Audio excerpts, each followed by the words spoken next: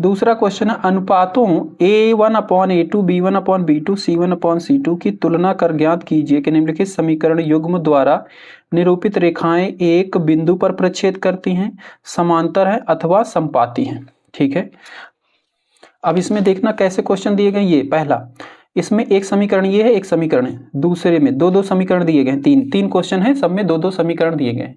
तो देखो, इसको समझने से पहले हमारी बुक में एक सारणी दी गई है, सारणी 3.1। इसमें देखो भाई, अगर कोई समीकरण दिया गया, जैसे ये है पहला और दूसरा, ठीक है, और इसका A1/8 A1 A2 पता है ना, ये पहले x के साथ जो गुना में होता है इसको A1 बोलते हैं, y के साथ जो गुना में होता है इसको B1, ठीक है, दूसरे वाले के साथ A2 और y के साथ B2, और ये लास्ट नंबर जो होते हैं ये C1 C2 हो जाता है, इसका C1 और इसका C2 हो जाएगा।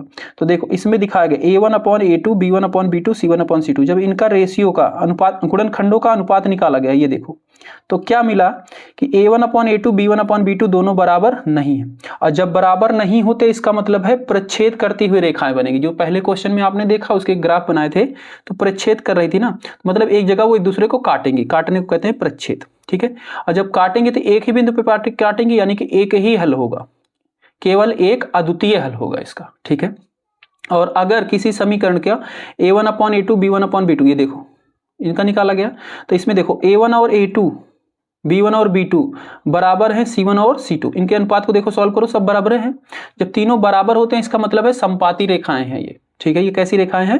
समपाती। और जब समपाती का मतलब एक के ऊपर एक रखी हुई है, एक के ऊपर एक रखी हुई है, तो कितने बिंदु मिल रहे हैं? अपरिमित रूप से अनेक बिंदु एक दूसरे के मिल रहे हैं उसमें ना, तो अनेक, अपरिमित रूप से अनेक हल होगा। ठीक है, तीसरा, और अगर इसमें ये देखो इनका रेशियो निकाला गया, इसमें A1/A2 B1/B2 बराबर है, पर C1/C2 बराबर नहीं है, इसका मतलब है दोनों रेखाएं क्या हैं? समांतर हैं। समांतर मतलब समझते हो ना, जैसे रेल की पटरी, दोनों के बीच की दूरी बराबर है, मिलेंगी नहीं कभी पे, और जब मिलेंगे नहीं तो एक दूसरे को काटेंगे ना, और जब काटेंगे नहीं तो उसका कोई हल नहीं होगा।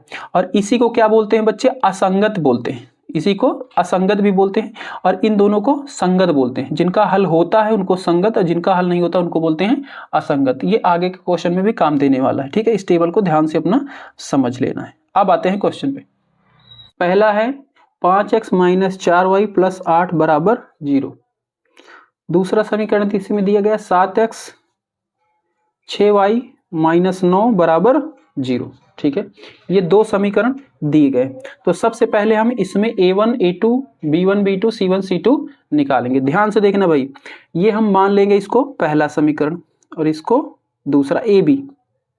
ठीक है, तो पहले वाले समीकरण से A1 क्या निकल रहा है हमारा?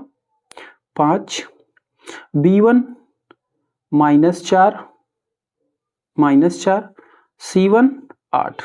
ठीक है, इसी तरीके से दूसरे वाले में x के साथ जो गुणित होगा इसको A2 बोलेंगे, 7 है, B2 क्या है? 6 है, C2 क्या है? -9 है। ठीक है, अब इनके अनुपात को निकालेंगे। अब ध्यान से देखना इनके अनुपात को।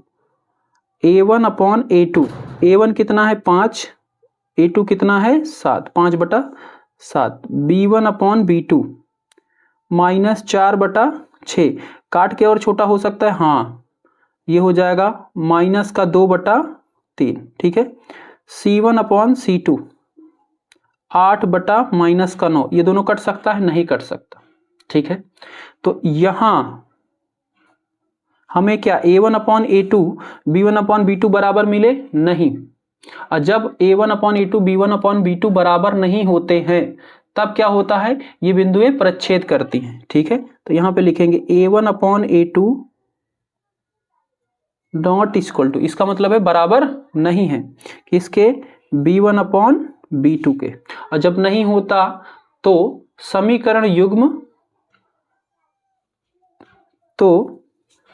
समीकरण रेखाएं एक बिंदु पर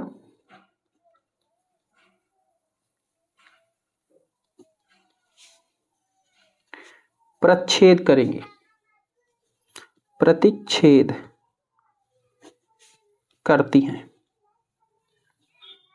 ठीक है, इसका मतलब एक दूसरे को प्रतिच्छेद करती है, बस इतना लिखना है और कुछ नहीं।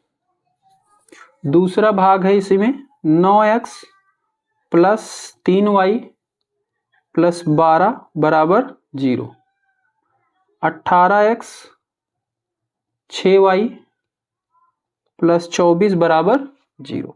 अब पहले वाले में से a1 क्या है 9, b1 क्या है 3 y के साथ जो गुना में है, और c1 क्या है 12। दूसरे समीकरण से a2 18, b2 6 और c2 24। हाँ हाँ बकरी बांध दी। अच्छा ठीक है, चलो जा बांध देते। ठीक है, तो ये हो गया। अब यहाँ पे हम रेशियो निकालेंगे a1/a2। 9/18, 9/18, 9 दूनी 18 यानी कि 1/2 आया। ठीक है, b1/b2 3/6 यानी कि 1/2 ये भी आया। c1/c2 12/24 यानी कि 1/2 ये भी आया। तो तीनों क्या आए, सेम ही आए हैं। यहाँ a1/a2 बराबर b1/b2 बराबर c1/c2। और जब तीनों बराबर होते हैं तो टेबल देखो, उसमें क्या था भाई, इसका मतलब होता है कि रेखाएं क्या हैं, समपाती हैं। तो समीकरण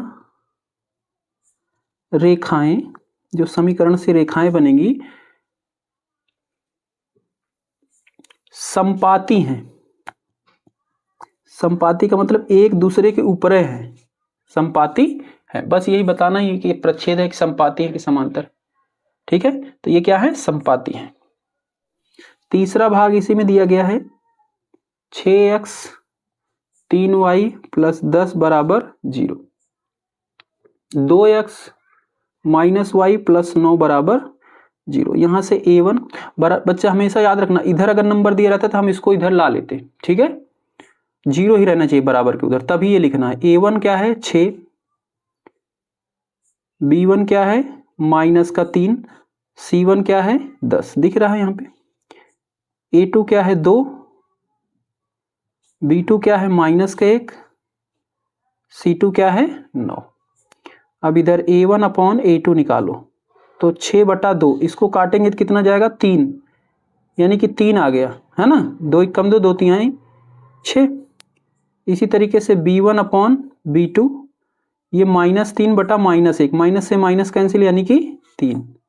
c1/c2 ये है 10/9। ठीक है, तो इसमें देखो भाई a1/a2 बराबर है b1/b2 पर बराबर नहीं है c1/c2। ठीक है, तो क्या होता था, इसको लिखेंगे यहां। हाँ, तो समीकरण युग्म रेखाएं ये कैसी होंगी, समांतर होंगी। ठीक है, रेखाएं